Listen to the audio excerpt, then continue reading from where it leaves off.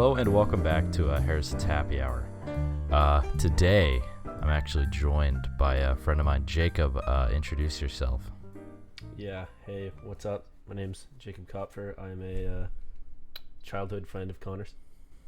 Perfect. Wow, such an invigorating story. Oh, Jacob, we did it. We finished another semester at college in one of the craziest times that anyone could be going to university. How do you feel? Excited and slightly depressed, I guess. It was not what I'd expected this year, you know? Oh, absolutely. I knew that we'd be online majority of the time. Hell, I didn't even go in person really to most of my classes. I had one class. It was my physiology class, actually. I'd go for 30 minutes for a lab on Thursday, and that was it. And then for Friday, you could come in for the lecture and sit down for 30 minutes, or you could just Zoom in. There was no recommended attendance because, actually none of our professors were allowed to take attendance. Yeah, it was the same way here. They weren't really allowed to take attendance, but at the same time, no one really gave two shits, to be honest. Most of my classes, again, like you, didn't actually show up to class in person. I just Zoomed in because I was either too lazy to get out of the house, or I felt like crap, or the weather was shit. I know. Well, the weather wasn't too bad here, surprisingly. It actually hasn't snowed here in our hometown at all, actually, and I'm kind of surprised because there was actually 30 minutes away up in Iowa. There's a town where literally they got about 6 inches of snow, and they're like a 30-minute drive, and we had nothing. It's mind-blowing. I'm expecting... There has literally been snow on the ground here for almost 3 days, and it's just now finally starting to melt good enough that it's not like completely, it looks like a blanket. Did you go make a snowman? Or not a snow person, sorry. Snow person. No, I have not yet done that. I actually, I'm gonna be honest, in my childhood, I've never made one. You've never made a snowman? No. What? I think I remember as a kid, I think we actually bought like a snowman kit, so it had like buttons and like a fake carrot, like a really, really bad top hat and scarf, and we just never did it. I don't know why. I think I just blame me being a very lazy child. Dang, I used to go out and try to make them as big as I could, and we used to use rocks for the buttons because didn't really have much else. I know. What do you think? Do you think the word snowman is going to be canceled this year? I don't know. Maybe, perhaps. I think it's very possible. Is there a movement? I've heard that there could be.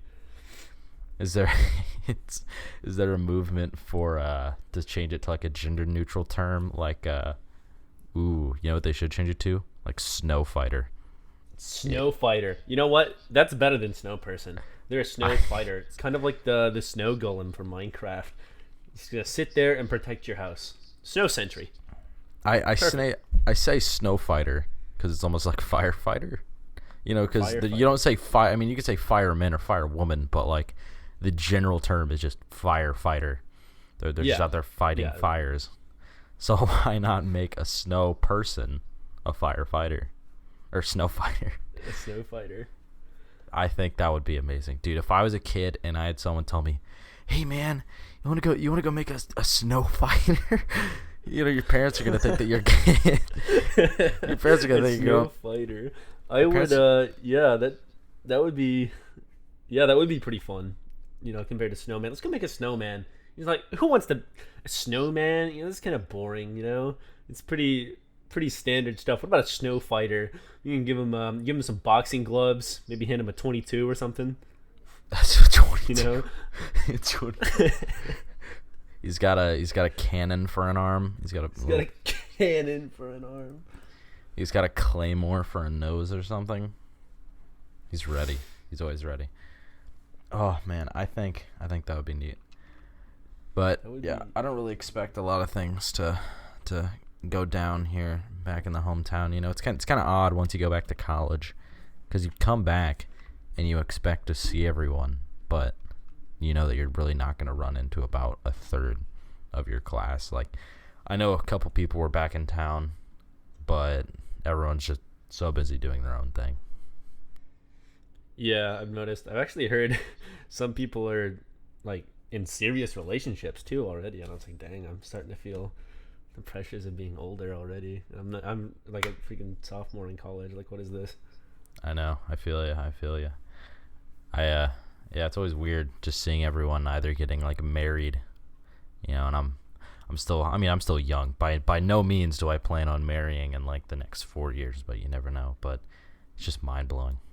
Because we went from making snow fighters in the backyard to getting married. The getting married. Dang, time moves fast, you know? I don't know, man. Time is an illusion. I don't think it's real. Have you ever thought about that? Yeah, think about it. Well, it's like most things. It's just kind of relative. I know. Our minds cannot comprehend both the future, present, and the past. It can't think about all of it at once.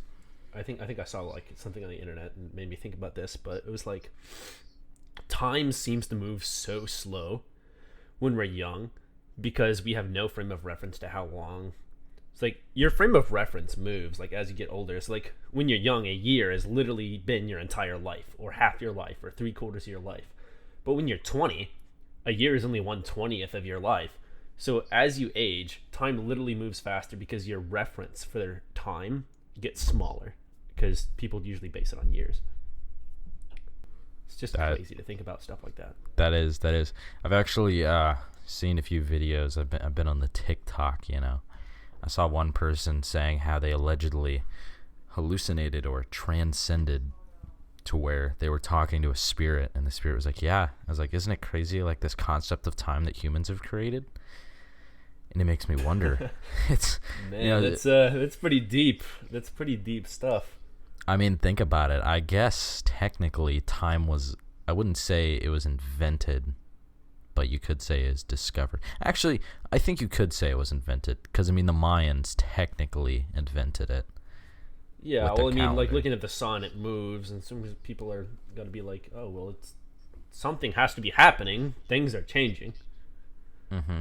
It's the same argument of whether electricity was created or discovered. I believe electricity was discovered because I guess the potential was always there. So I guess you could say time was discovered. Well, our bodies run on basically, I'm not sure the entire term for it. Someone told me it was like chemoelectric energy, so like chemicals and like electrical impulses. Mm-hmm. Yeah, no, your body is literally essentially electric impulses throughout your body.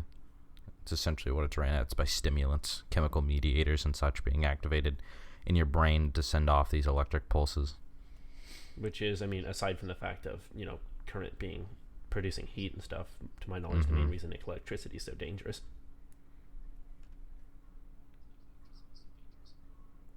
Yeah. I whenever I was studying physiology, it was all it's kind of overwhelming, really, everything that happens, and like the ability for your brain just to memorize every single detail that like happens in the human body, every process, every chemical. I mean, our brain, we're still discovering things about our brain that we didn't know about. Allegedly, we don't use like a certain percentage of our brain even like actively. And I mean, our body passively works as well. Your immune system is always working and you just don't know it.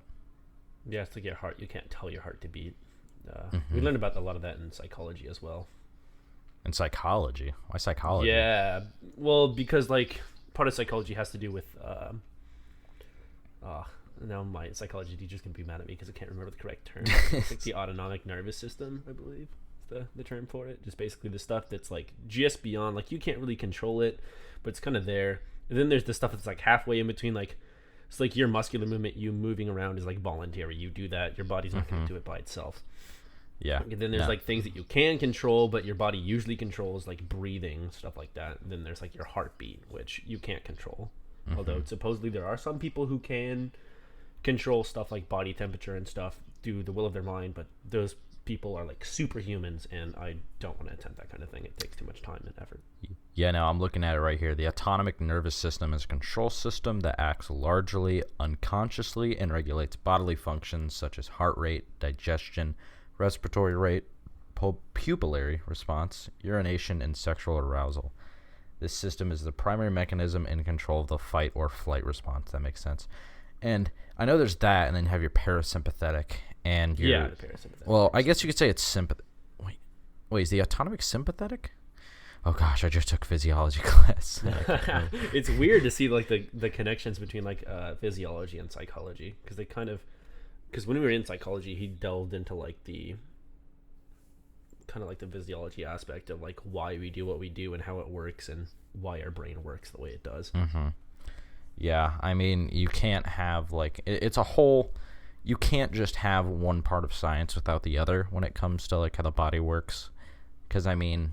Oh gosh, it's more holistic than you think it is really what I should be saying. Yeah. So I mean, obviously, we're ran by chemicals, and you can we can put chemicals in our body that will either induce or subdue certain reactions. Yeah, but and the such.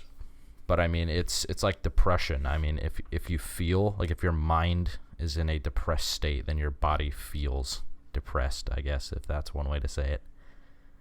Oh yeah, mind over matter's a thing for sure. I may not be the best person for that. I kind of struggle with that myself, but mind over matter is definitely a thing that keep in mind. It's like your state of mind can really change everything. Mm-hmm. I always like the Buddhist monks and such that are able to, lay on a bed of nails while being hit with a hammer while they're holding a board, or like the guys who are dunking or submerging themselves in below freezing Antarctic like water temperatures. Yes, I've heard of there was a guy, I was watching something about that. There's this guy, and scientists are still like learning about him, but he can literally regulate his body temperature in like an ice bath, like colder than any human like would normally. You step in, you would go into shock. Yeah. It's wild. It's absolutely insane. Do you believe in superpowers, Connor? I think I don't know. That's a tough question. By superpowers, I think of something more realistic, like what exactly you were just talking about, like mind over matter. Like it is very possible that you can control like your body through, with your mind. Like the guy who's controlling his body temperature with his mind, he is essentially disciplined himself enough to where he has control over that, to where maybe he crossed, maybe there's some nervous system like wires crossed somewhere along the way, where instead of it being like autonomic, your body temperature, sweating, heart rate, things like that, he was able to essentially gain full control over that through his like sympathetic nervous system. Yeah, it's crazy. I know, because there's a real thing where it's like you can see, it's like people who see a sound in colors. Have you ever seen that? I've heard of that. Also, did you know that there's certain people that when they read, instead of like hearing an inside voice, it like pops up in their head in like sentences and like words. So instead of like hearing it, they see it, but like in their brain. That I don't like that. I don't know how I feel about that. Yeah, I was blown away. It makes sense. I'm sure visual learners are more likely to have that happen, but I was like blown away. Yeah, here it is. What I just tried explaining was synesthesia. Synesthesia or oh gosh, I hate some of these pronouns. Synesthesia. There's like an AE in there. I probably butchered that. Is a perceptual phenomenon in which stimulation of one sensory or cognitive pathway leads to involuntary experiences in a second sensory or cognitive pathway. People who report a lifelong history of such experiences are known as synesthetes. Synesthete. Interesting. So yeah, you could literally hear the color purple. Or you can taste colors. I mean, I think it definitely comes back where I said you're getting your wires crossed in there. Because there's a lot of people who associate colors with flavor, Well, So Well, like I when mean, there's also blue. Like we manufacture like hmm that dye, that blue dye that everyone associates with like blue raspberry. So yeah, like whenever I taste that, I'm like, that tastes blue, and someone's like, you can't taste the color, and I was like, no, it tastes like blue. yeah, because I mean, let's say I'm looking here, I see some Dawn dish soap here, over here in the corner, and I see it blue, and when I see blue, you start to associate with things like blueberries or a blue slushy, things like that. Because I mean, I guess when we were younger, when we were kids, we see an apple and we say it's red. We see an orange, like the fruit, and we say it's orange. That's the color orange. So maybe it's in the way we learn too. So I guess you could go back and say, like, when we learn certain things, we start to associate things with others. When we see people, a lot of people have a lot of biases when they first meet someone when it comes to their dress or their presentation. So if I saw someone with like cowboy boots, I'm started talking to them for the first time, I would assume they're from a smaller town. Or if I saw someone in like the brand new like Yeezy shoes, I start to think that they're rich, or like et cetera, or they're from a city. Yeah. It's kind of that. It's a weird human phenomenon, I think, of bias. But I mean, it's been happening for years. Yeah. Speaking of learning, I guess something that it's not really newsworthy right now, but just for the times is AI, and self-learning AI is an issue that people are talking about now. And what should the limitations be on it? And how should we do that? And it's an interesting look at. There's some studies that have been done where they've given an AI a task, but they've also given it the ability to learn through its machine learning. And they do some crazy stuff. There was one that I was reading about where they're supposed to like drag a box and like I'd have to look it up, but they're supposed to do this thing. But as this scientist or the people studying it were watching it, it was exploiting the program's weaknesses. Basically, it got smart enough to realize it could like drag the box just enough to like hop on top of it, like a bug, like glitch on top of it, and then jump over a wall that they were supposed to do in another manner. Wow, that's actually pretty crazy. I actually thought about learning a bit more about AI, but I think AI will be very limited in the future, especially when it comes to things like I don't think it'll ever get involved in military use or things like that. But I think you'd be surprised. I'm sure. I mean, not like the AI like you would see in movies, but there's definitely AI machine learning stuff that the government's using right now. I'm sure facial recognition, that's an AI machine learning application. Certain just like programs that they would use to predict outcomes are technically an AI algorithm or a machine learning algorithm. I mean, I think it'll keep use in the sciences, calculating thousands of formulas or things that are happening during an experiment that would normally take months for one person to do. Yeah, or Google. I think it was Google. I want to get this right, but I think it was Google that just did something with the folding of proteins. Let's see, Google AI protein folding.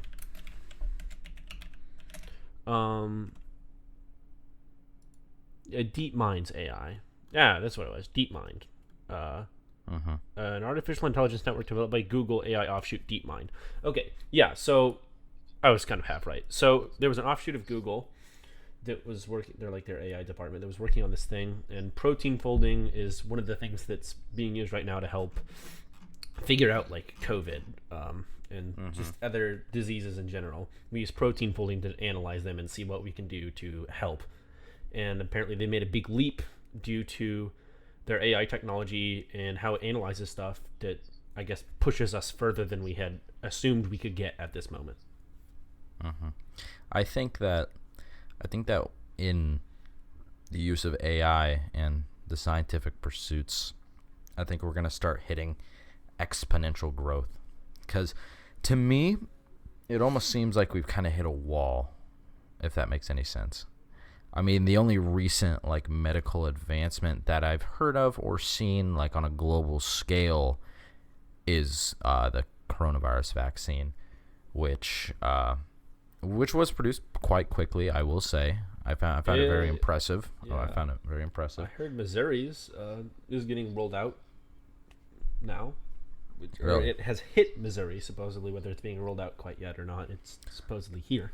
I think, I believe it's going to military personnel and such first, I think. Let me double check.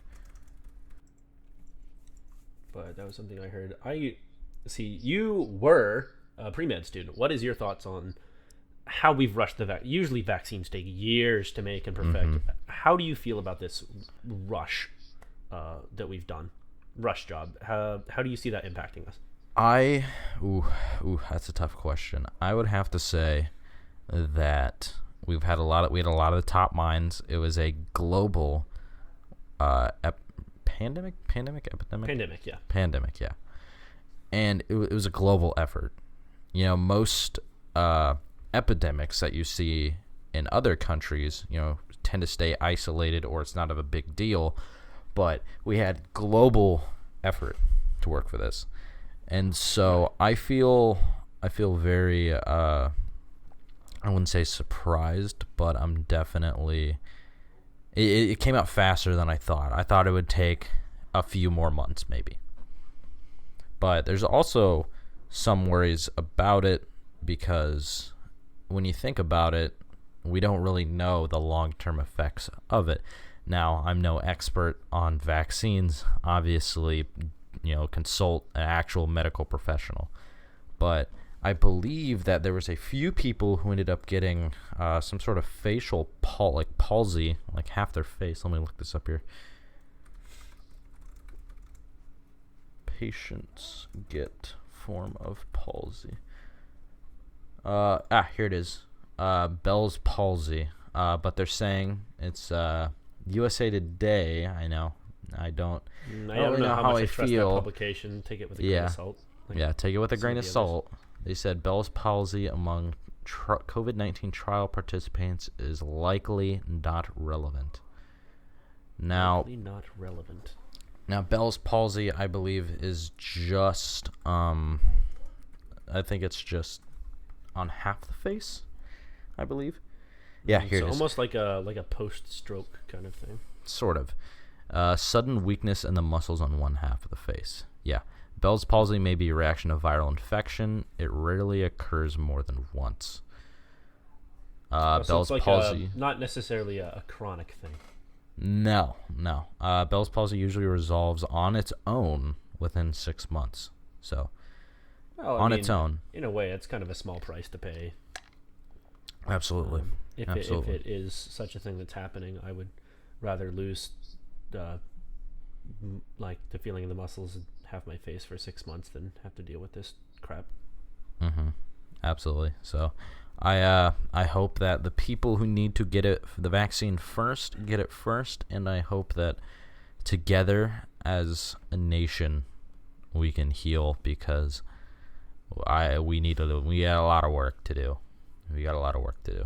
Yeah, I was thinking about that. I'm curious to know the bounce back time that we have for something like this. Like, obviously, I want the world to kind of go back to the way it was pre-COVID as much as anyone, but at the same time, how much of it will return to normal and how much will be different because we've adopted different ideas of how things should work. Like working at home, I heard people talking about working at home may become more popular post-COVID once we get everything working. Maybe people won't return to the office simply because employers have realized that it's easier. They don't have to, say, places like Google and stuff, they don't have to feed their employees. Typically, Google, the tech companies like that, they'll have like food courts and stuff where they'll feed the employees. From what I've heard, I've got a friend that works there, and I've seen people talk about, we don't usually leave. They provide food. There's food courts. We can just get food here. I would think that would be a substantial cost benefit if they could cut down on some of the spending in that area, if they just left some of the people to work remotely. Yeah, I actually remember back in April or so, I was actually still working. You and I were both working at that time. Yeah. And I remember reading or listening to a podcast, and it was talking about how Twitter was sort of starting the push to work from home. Twitter was one of the first major corporations to allow employees to work from home.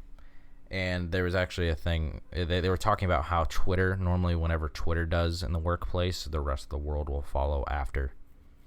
Yeah, I remember hearing about that. That was, and it's nice. I mean, of course, we've had people working from home before, but not at the scale that we do now. There's, you got people buying their own PCs now so they can work at home or game or whatever. Yeah, which leads to our current problem of no PC hardware parts. shortages. Yeah, hardware shortages everywhere. Like, what the heck is scalpers everywhere? If you're a scalper, shame on you. You're a terrible person. Don't do that. That's not very nice. So like those eBay resellers, you know, they buy like a $5 tie from Goodwill and then sell it for $30 on the internet. Yeah. Hey, in their defense on that, not that I would ever defend a scalper. Yeah, I should change that. There's some nice ties that you could find at a Goodwill, but there is some very you nice shouldn't ties. ever do that. It's dishonest. Yeah, I know. My dad was talking to me, and I was considering eBay reselling, but I was like, no, I just don't feel right going to like Goodwill. But like if I go on like Facebook Marketplace and someone's giving out something, that's a different story. Because, you know, you're seeing a lot of these younger kids going to thrift stores and then selling their stuff on like their Depop store for like a 5 times like a price up mark. It's ridiculous, but maybe we'll get into that later. All right, I think that's enough about that. Let's get into something a bit more lighthearted. Today we're gonna look at a funny some funny Steam reviews actually on a wonderful game we found called Pony World 3. I'll read the little title here. Third installment to the very successful Pony World series features improved gameplay, cartoony 3D graphics, and whole new, bigger and better Pony Town to explore. Live in and form relationships, socialize with other ponies, play with them, and meet your beloved one. This was released on April 27, 2015, but get this, all reviews mostly positive. Mostly positive. That's quite the title here, and I'm looking at the graphics, and I have no words. It's like a Flash game from like 2010. Yeah, it looks pretty abysmal. Yeah, not quite nightmare fuel, but it looks like there might be some parts that would be a little sketch. I like all the positive reviews. There's one right here. Recommended 4.5 hours played on a record. I love how they started out. Depressingly true to life.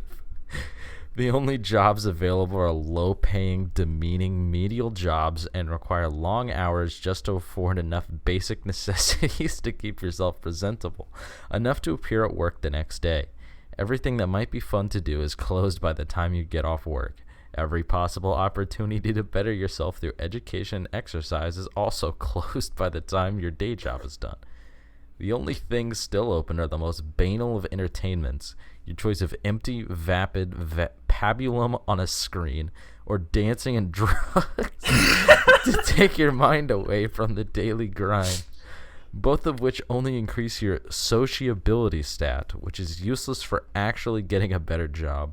The jobs that require sociability are already taken by the pants-on-head moron who was in the same fraternity as the boss's clueless kid and helped hold his hair back a couple times. Even if the university, library, etc. were open into the night, there just aren't enough hours in the day to actually go to them. Once you've gotten enough sleep, eaten enough to survive, and worked hard enough to eat, that's it. The day is over. If you want to get more than that out of life, you have to start sacrificing necessities. Man, I just wanted to play a pony game. Jeez. Soon you're showing up to work with less than 20% food, 20% sleep, and 20% hygiene. But no one cares. You're just another faceless drone who can't magically make the coffee machine spit out coffee any faster, nor figure out how to spell London on the first try. You scrimp, you save, you invest in your garden at home in hopes of generating some extra income selling cabbage out behind the convenience store. Those two words are in quotation marks. Somehow, through incredible effort, enduring sleepless nights, near starvation, and bad personal hygiene, you save up enough to go to the university part-time. Finally, you think, this is the way out of the hole. But bad as the food, sleep, hygiene situation was before, it's even worse now. Power nap and power bar before work, and once again before class. Lather, rinse, repeat. Sleeping at night, the whole night? Eating full meals? What kind of madness is that? But somehow you do it. Bleary-eyed, gaunt with malnutrition, smelling faintly of sour dairy creamer and BO, you leave the university, flimsy paper diploma clutched tightly in one hoof. This is it. It's all been worth it, surely. You check all the businesses in town, flinging job applications left and right. Not experienced enough. Nah, we'd rather hire someone from my son's fraternity again. No, I think we're going to hire some guy who's 8 years from retirement to fill the 2 entry-level positions instead. What kind of degree even is this? In desperation, you return to the coffee shop and beg for your old job back. Sorry, you're overqualified now. We can't possibly hire you. It's against corporate policy. It's about then that your food, sleep, and hygiene meters are all reached zero at the same time. You can't do anything. Even if you bring yourself to get out of bed, you just end up standing outside buildings trying to will yourself to go in, to apply for a job, to just go see a movie again, even to just buy a meal. But you can't. You just can't. Pony cannot do that because unhappy. So I guess in the game, if everything reaches zero, you can't just enter buildings. It's then that you go to collapse in the street, broken, penniless, and alone. Unable to die, yet unable to live. Game of the year, 10 out of 10. We should put this. This isn't our work. It was someone by the name of Very Innocent, and then it cuts off because their name is too long, but it's KOB something. But Wow, we do have one more. It's quite a bit shorter, but it's fantastic. This person has 0.7 hours on records. It's by someone named Membrer Black. On day 1 of Pony World 3. No rendering issues for the main menu. No money left. Spent it all on tomato growing. Yet to get baby, in quotations. My pony was denied a job because he was dirty and cried the entire way home. My wife is apparently a man. $40 for a croissant. Attempted to kill myself by crushing my pony with a compost. Didn't work. We'll try again tomorrow. And it is rated a kill me out of 10. Wow. Preface, it's a positive recommendation. So. Wow, these are some dark reviews. What is this game rated? Is it? I don't know. Wait, I have a friend who owns this game. Wait, what? I don't. I apparently.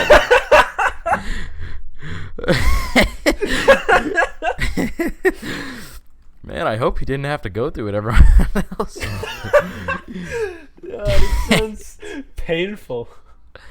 Here's some of the tags. Horses, casual, family-friendly, indie, and cute. Wow. I don't know about you, but some of these sprites look I don't know if cute's the word I would use to describe these ponies.